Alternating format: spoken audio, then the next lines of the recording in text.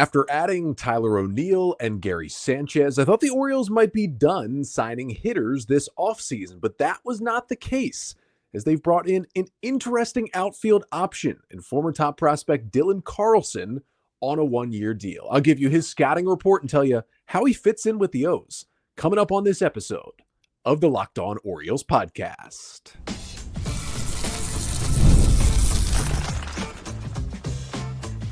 You are Locked On Orioles, your daily Baltimore Orioles podcast. Part of the Locked On Podcast Network, your team every day. Hey there, Orioles fans. Today is Tuesday, January 28th, 2025, and welcome back into the Locked On Orioles podcast, part of the Locked On Podcast Network, your team every day. As always, I'm your host, Connor Newcomb. And coming up on today's episode, we're going to talk about the O's latest signing, with the news breaking on Monday that the Orioles have signed outfielder Dylan Carlson to a one-year, nearly $1 million deal. We'll talk about kind of the history of Carlson, his time as a top prospect, and then with the Cardinals and the Rays in the major leagues. Give you the scouting report on him right now, what he does well, and what has made him really struggle at the plate the last two seasons in the big leagues. And then we'll talk about his fit with the Orioles. It doesn't seem like there's room for another position player on this roster, but we'll talk about why one current Oriole might be on the hot seat after this Carlson signing.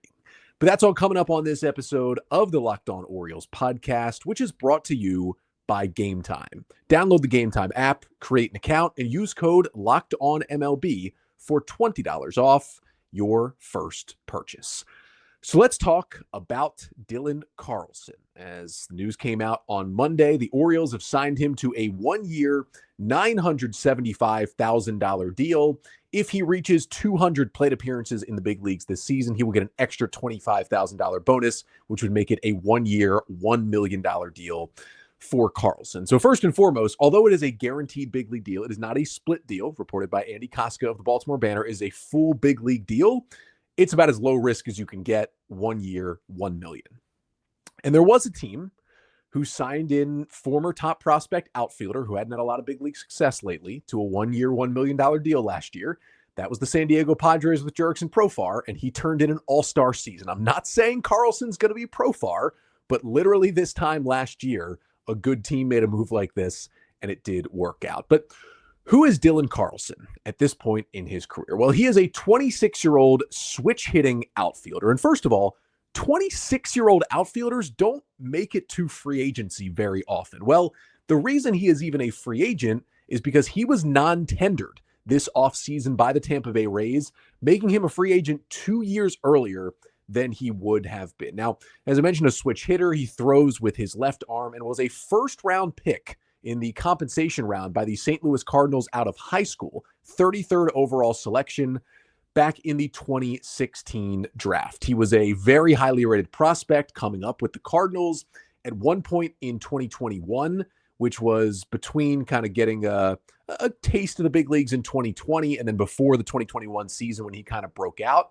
He was the Cardinals' number one ranked prospect and the 15th ranked prospect in all of baseball over at Fangraphs when he was 21 years old after he had made his shortened MLB debut. He was viewed as one of the best prospects in the majors just 4 or 5 years ago at this point. Now, he had his career with St. Louis, was actually, though, traded to the Tampa Bay Rays at the deadline this year, was swapped for former Orioles legend Shawn Armstrong in a St. Louis and Tampa deal at the deadline. And he was really struggling with St. Louis before the trade.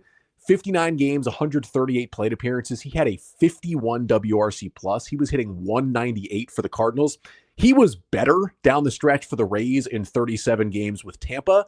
It was hard to not be better, but even with the Rays, 127 plate appearances, he hit 219 with a 299 on base and a 316 slugging, good for just an 84 WRC plus. That means even with the big improvement, he was still 16% worse than a league average hitter.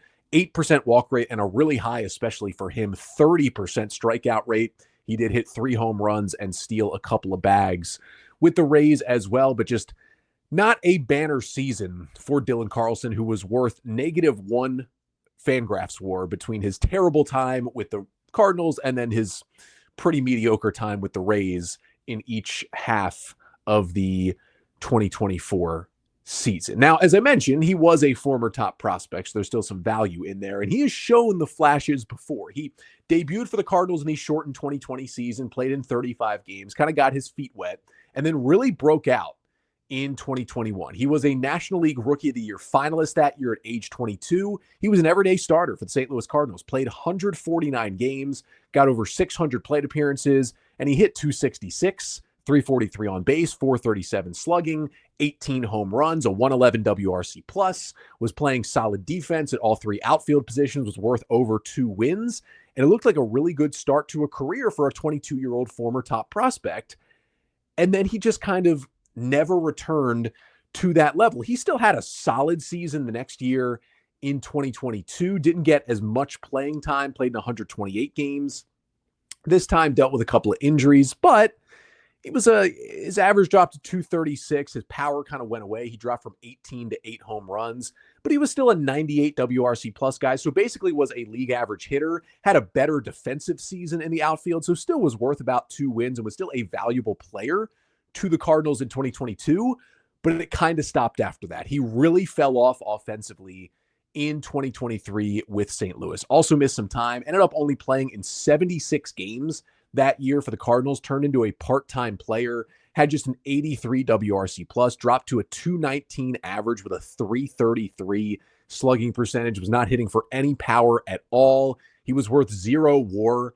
He was a replacement level player. It was not where he wanted to be at age 24 as a former top prospect. And he dealt with some injuries and missed major time, a couple of months with an ankle issue. So he came into spring training 2024 and was like, hey, there's some openings in this Cardinals lineup. I'm healthy. I'm going to get back to the old Dylan Carlson. And instead, he went the wrong direction. As I mentioned, 198, 275, 240 slash line with 0 home runs in 59 games with the Cardinals, was traded as a 25-year-old, as a former top prospect, because he was just terrible out there. He suffered a shoulder injury in spring training, missed about a month, came back and just didn't look the same. It was kind of rough for Dylan Carlson out there. Now, I say all this and you say, okay, Connor, why the Orioles sign him? Well, there's still reasons why.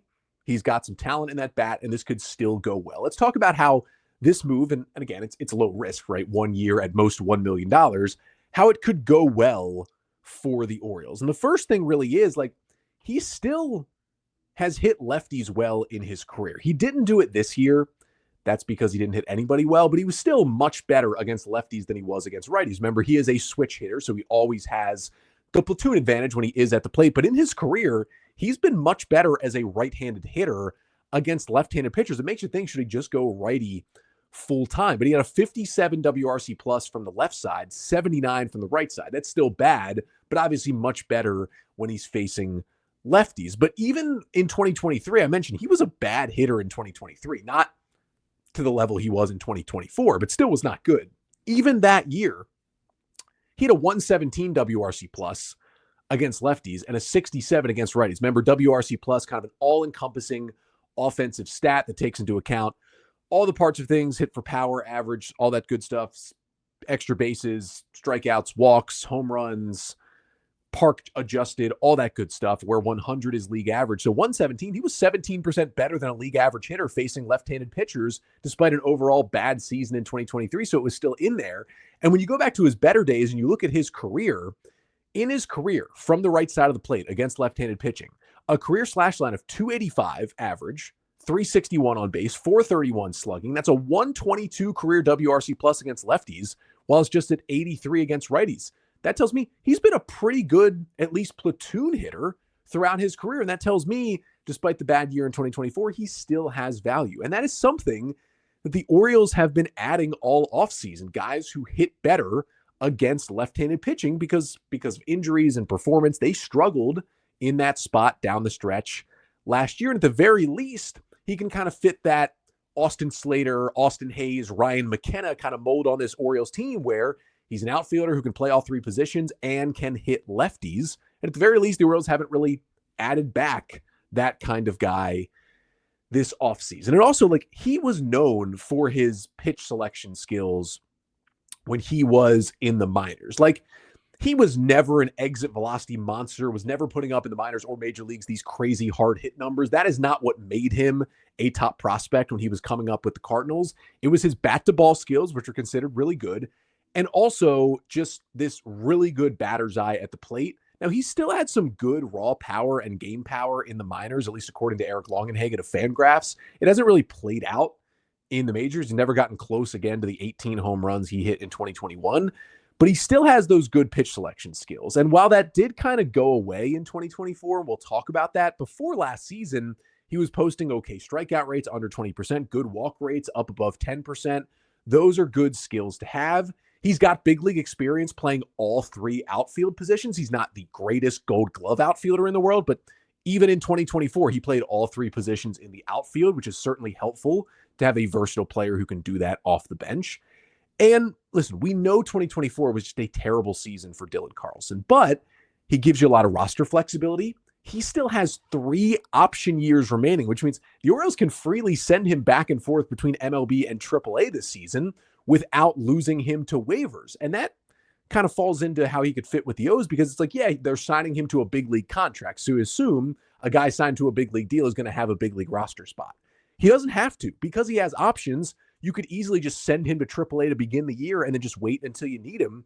He's kind of, despite getting a big league contract, you can kind of treat him more of a depth piece waiver claim because of his roster status. And it's so low risk for the 1 year, $1 million. Heck, because he was non-tendered when he was this offseason by the Rays, he was due to project for about $2.7 million in arbitration. He was so bad with the Rays, they were like, this is not worth it. So they just non-tendered him and made him a free agent. Because of that, the Orioles could even keep him around in his final arbitration year, also for 2026, and it would cost at most like $3 million for them to do that next year. So if this works out, this could be like a 2-year, $4 million deal to get a solid bench piece, and that's a really good deal for a team like the Orioles. So it could work out even better there. And so even though it wasn't good this year, if the O's find something there in a 26-year-old who's just now hitting his prime years, you would think they kind of got out with a good deal here. But there are a lot of red flags, as I talked about. It was not a good offensive season this year.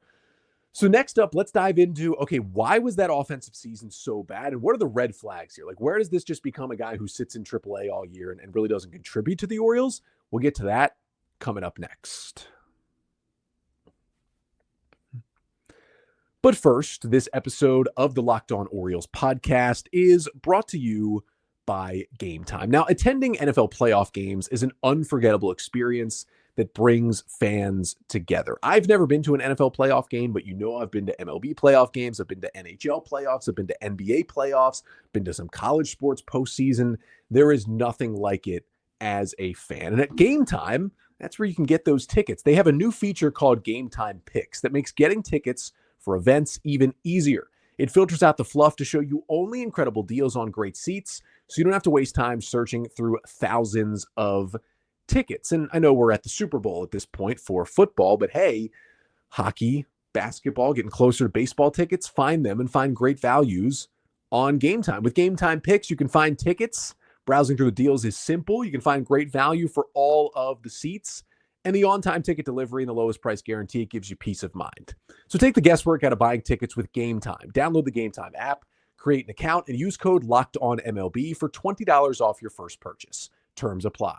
Again, create an account and redeem code LOCKEDONMLB. That is LOCKEDONMLB for $20 off. Download Game Time today. Last minute tickets, lowest price, guaranteed.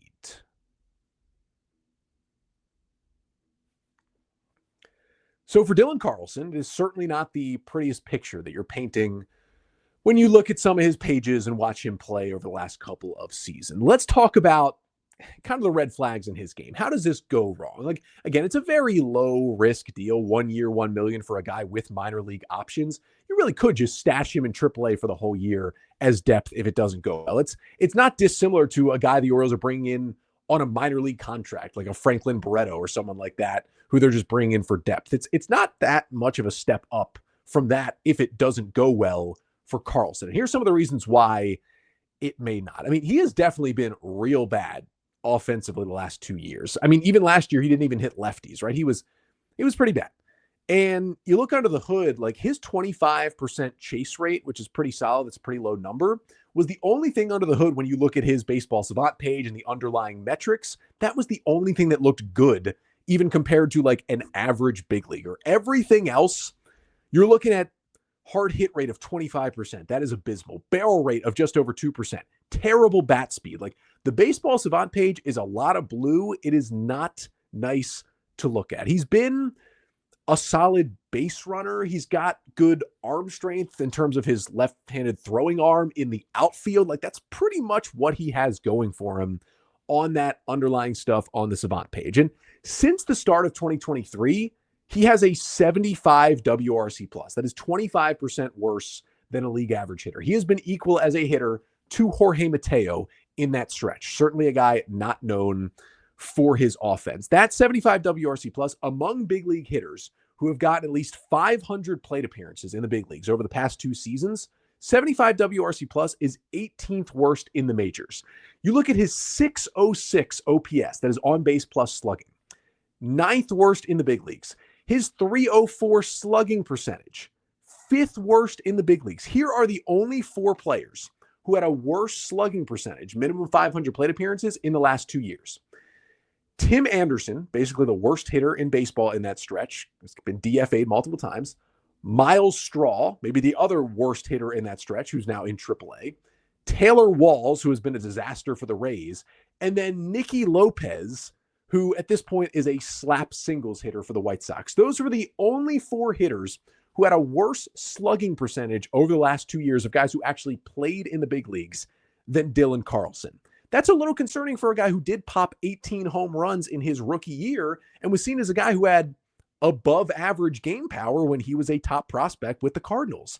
That is all just kind of gone away. Now, luckily, the hard hit rates and the exit velocities, although they were terrible in 2024, they were much closer to league average in 2023. So if you look at them combined, his underlying data is not down there with Tim Anderson and Nicky Lopez. It's still not good, but it's not in like the bottom 5 or 10 in MLB like some of those surface level stats are. So that gives you maybe a tiny bit of hope for Dylan Carlson moving forward at only age 26.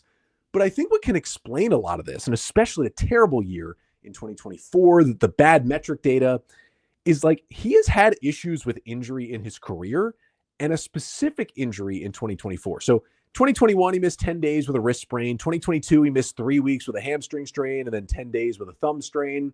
2023, though, he missed over 2 months, including the last 6 weeks of the season with a kind of severe ankle sprain down the stretch with the Cardinals that year. And that took him out for a good chunk of the season and definitely did a number on his sprint speed. Like he used to be a really good runner. His sprint speed is down around league average. He's still seen as a good base runner and a smart base runner on the paths, but he's not a guy who's going to steal a lot of bases. And now that sprint speed is league average because he's probably still thinking about that ankle a little bit.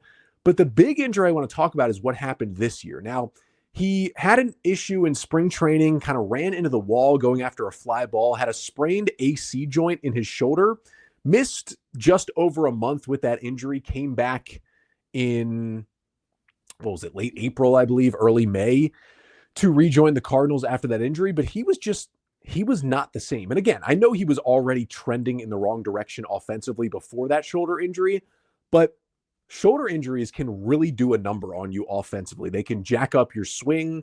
And a lot of the research has shown that shoulder injuries do the most to cut into your ability to hit the ball hard. And if you look at Dylan Carlson with that abysmal 2% barrel rate and 25% hard hit rate in 2024, it's not all the shoulder because he was still trending in the wrong direction in those categories, but the shoulder can explain a good chunk of that. And I wouldn't be surprised if he was dealing with that shoulder pain for all of last year. I mean, you look at what he did against fastballs. Most hitters are better against fastballs than any other pitch. And Dylan Carlson in his career has been a guy who has at least been able to hit the fastball to keep him above water as an offensive player. He hit 187 with a 30% swing and miss rate against fastballs in 2024. Those are abysmal numbers. And for some guys, you might say that's just not a big league hitter. For Dylan Carlson, who's hit in the past, that tells me there has to be an injury there for him to be that bad. And when you add in missing more than a month with a shoulder injury early in the year and then coming back and trying to maybe play through something the rest of the season, that is where I'm not saying all of it is the shoulder. There's still some all-time struggles here offensively, but the shoulder has to be a part of it with all of those numbers tanking so badly. And really, it might be because of the shoulder and the ankle too. Like his defensive metrics has fallen off. He was never a Gold Glove level outfielder, but he was a good outfielder for the Cardinals at all three positions early in his career. He was at a -7 outs above average in 2024. Now, he did play over 100 innings at each of the three outfield positions, which is good versatility, but he wasn't necessarily very good at any of them. I mean, -7 outs above average, that was 10th worst among all big league outfielders defensively last season. So it is not the prettiest picture. So you look at it all and you say, okay, he's hit lefties before. He's versatile. He's got options, but he also has all of these issues with the injuries and the low performance. Like, what is the Orioles' plan here? How does he fit into this roster? We'll try to answer that to finish off the show coming up next.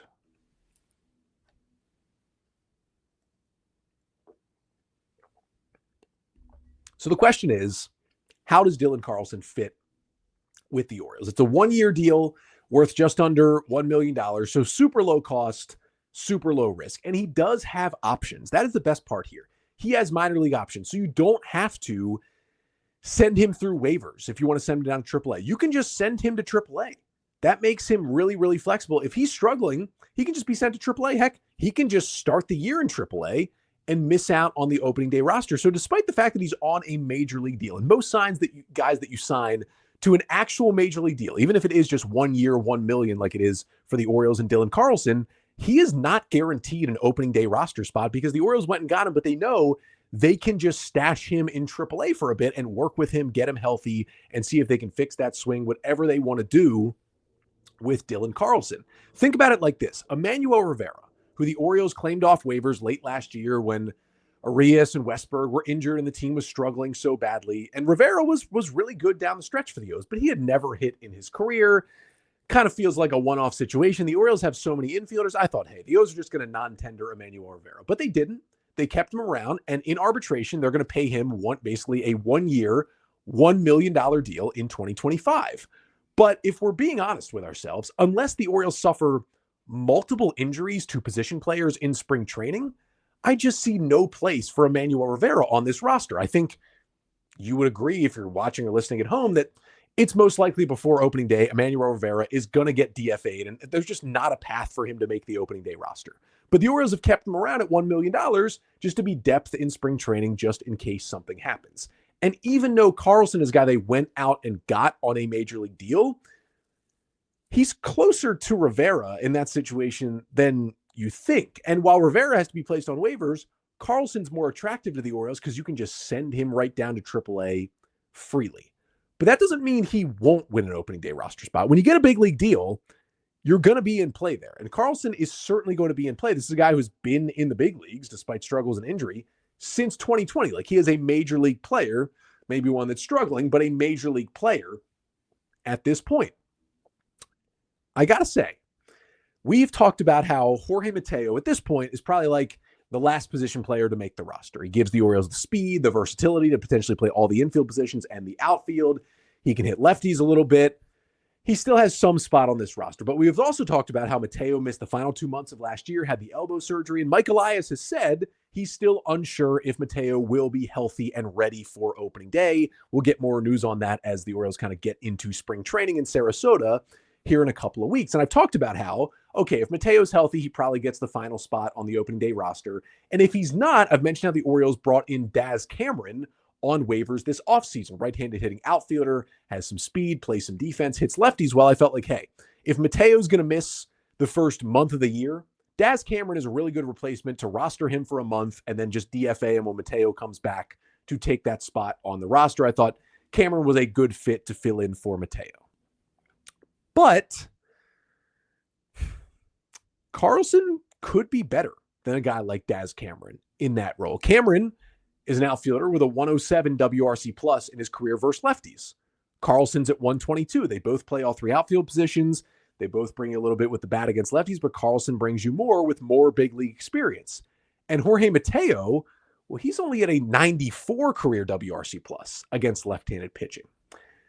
You could make the argument that not only is Dylan Carlson a better fit than Daz Cameron, so at the very least here, Carlson is here because if Mateo's not ready for opening day, Dylan Carlson can easily make the roster as the 5th outfielder for the Orioles and be a nice bench bat until Mateo comes back. But here's where I think it even goes a step further to bring him in on a major league deal. He could be gunning for Mateo's spot, whether Mateo's elbow is healthy enough or not for him to be ready for opening day. That is what is interesting here. Yes, no one can run like Jorge Mateo. He's still got elite sprint speed that makes him a weapon on the base paths, but he struggles to get himself on the base paths. It's more of a pinch runner situation at times. And yes, he has more positional versatility because Mateo can play shortstop, second base, and third, and they played him in center field last year. They think he can help out in the outfield. That gives you good versatility for a utility guy. Can run, can play defense in a lot of different places. But Jorge Mateo is out of minor league options. He doesn't give you a lot of roster flexibility that you might want out of a utility guy. And also, Mateo is an impending free agent. He will hit free agency after the 2025 season. Even if Mateo plays all year, I doubt the Orioles are going to bring him back beyond 2025 unless he explodes offensively somehow this season. Dylan Carlson has options for the next 2 years, could potentially be under contract for cheap in 2026 because of the arbitration situation. He would have options next year too. And remember what I mentioned before. Dylan Carlson was really bad, right? 18th worst hitter in baseball over the past 2 seasons with a 75 WRC plus. But that was tied with Jorge Mateo's 75 WRC plus in that span. And the difference is Carlson has shown that ability in his first 2 full seasons with St. Louis, 2021 and 22, that he can be an above average major league hitter who hits lefties really well and is a worthwhile player out there. Mateo has never shown that ability with the bat. He has never been above league average or even that close to it. So really, the last 2 years for Mateo are maybe a little bit down for him, but much closer to what he just is as a hitter. Whereas these last 2 years for Carlson are very, very much down years for what he had previously shown in St. Louis. That tells me there's much more upside in Carlson. He's younger. He's got the options. He's got another year potentially of team control. This could be a Jorge Mateo replacement because if you also look at the rest of the roster, I've been assuming that the Orioles think Jorge Mateo can play enough outfield that he makes the roster as like the 26th man super utility. He plays the infield, but he's also your pinch runner and is your 5th outfielder, right? You roster Cedric Mullins, Tyler O'Neill, Heston Kjerstad, and Colton Cowser. And then that 5th outfielder, which teams like to have, is Jorge Mateo, who gives you the versatility to rove around the infield and the outfield. But if Mateo's got injury issues, out of options, free agent after this year, maybe can't play the outfield as much as I'd like to think he could, he's also getting pushed out as an infielder. Even if with 20 innings in center field last year, he's still mainly an infielder. You look at this Orioles infield, you've got Gunnar Henderson, Jordan Westberg in there, along with Ryan Mountcastle, Ryan O'Hearn, Jackson Holliday, I think is here to stay. And with what Ramon Urias did for the Orioles last year, he is clearly, Urias has surpassed Jorge Mateo on the pecking order of this roster in terms of utility infielders. So you've got your Hendersons, your Westbergs, your Hollidays, your Urias, and your Mountcastle and O'Hearn all above Mateo in terms of infielders. And Kobe Mayo already debuted and is certainly going to be knocking on the door, as is a guy in a hitter like Samuel Basallo, maybe at some point later in 2025. So we're really running out of infield spots. And Mateo, with him being a free agent after this year, is going to be pushed out anyway. If Kobe Mayo shows an ability to hit and Jackson Holliday can stick in the big leagues, Mateo might be pushed out before the end of the 2025 season. And in that case, I don't know if you're replacing him with Kobe Mayo, or maybe you're just saying there's no way to play Mateo in the infield now. If we can upgrade over him, let's get ourselves another true outfielder. That's what they did a little bit with Daz Cameron. But I think even with the struggles of Carlson, it shows that he is probably a better all-around player with a higher upside, Carlson is, than Daz Cameron. So if the plan is to replace Mateo sooner rather than later and being proactive with his replacement on the roster, an outfielder, which fits better, who can hit lefties better, is a better bench fit anyway. And especially if they lose another outfielder in Cedric Mullins after this year, if Tyler O'Neill, their lefty crusher, opts out after the first year of his deal this year, which he could certainly do, Carlson makes more and more sense on this roster. And all of a sudden, I'm worried about Jorge Mateo. Now, I still think the Orioles would give an edge to a healthy Mateo to make the opening day roster over Carlson, because Carlson can just be sent back to AAA because he has options and Mateo does not. But if Mateo's injured, I would take Carlson over Daz Cameron on the opening day roster. And even if Mateo's not injured and he starts the year on the roster, Mateo is on much thinner ice for the first part of the season. And if he's not producing and the Orioles are fixing Carlson in AAA, that becomes a much easier switch to make if the Orioles feel like, hey, Holiday's playing well, Arias is playing well, there's just no space to put Mateo in the infield, there's no space to put him in the outfield. Are we really rostering a pinch runner at this point?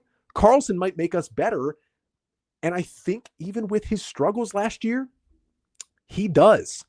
So I love Jorge Mateo, but I got to say, this move to go get Carlson might be the writing on the wall for Jorge Mateo's spot with the Orioles. He can still be healthy, perform well in spring training, and hold on to this roster spot. I think this kind of guarantees he's not back with the O's after this year, and I think it makes it a lot more likely that he doesn't even survive Jorge Mateo all of 2025 with the O's, because Dylan Carlson is there to maybe be a better fit for his spot at this point on the roster. Now, the Orioles did have to make a 40-man move. As I mentioned, Jacob Amaya, the young infielder that they claimed a couple of weeks ago, is in the roster churn. He was designated for assignment to make room for Carlson. They do hope Amaya clears waivers and can stay in the organization. And then I do just have to shout out the other Orioles news from Monday. Adam Jones being hired as a special assistant to the GM and community ambassador. Just a slam dunk move by the Orioles. Just awesome to see on Monday. But let me know your thoughts on Dylan Carlson, how he fits on the roster. And if you think he pushes out Mateo, make sure to like, comment, and subscribe here to the Locked On Orioles YouTube channel. Leave your comments here. Also, if you could leave a 5-star rating and a review, subscribe to the show wherever you listen, Apple Podcasts, Spotify, whatever it may be. Really helps out the show. That will not do it for this week. We're going to be back tomorrow, recapping the 2024 season for Cedric Mullins and talking about his outlook of 2025. That episode was already recorded, so it's not going to include anything about Dylan Carlson, but I don't think Carlson puts much of a dent into what Cedric Mullins 2025 will look like. So make sure to join us back here on Wednesday for that episode. But because we got the Carlson news, I do talk about on tomorrow's episode briefly about a potential live mailbag for later this week. That's probably not going to happen. That's going to be pushed to Monday. So we'll be back tomorrow with a Cedric Mullins episode, and then back on Monday. Get your mailbag questions in, email them, lockedonorioles@gmail.com, and join us live on Monday right here on the YouTube channel. I will answer your Orioles questions as we move into February and get really close to the Orioles reporting to Sarasota for spring training, and reporting with them will be Dylan Carlson, who they added on a 1-year deal on Monday. But that'll do it for today's episode. Thank you so much for tuning in. Back tomorrow. Until then, I'm Connor Newcomb, and this has been the Locked On Orioles podcast, part of the Locked On Podcast Network. Your team every day.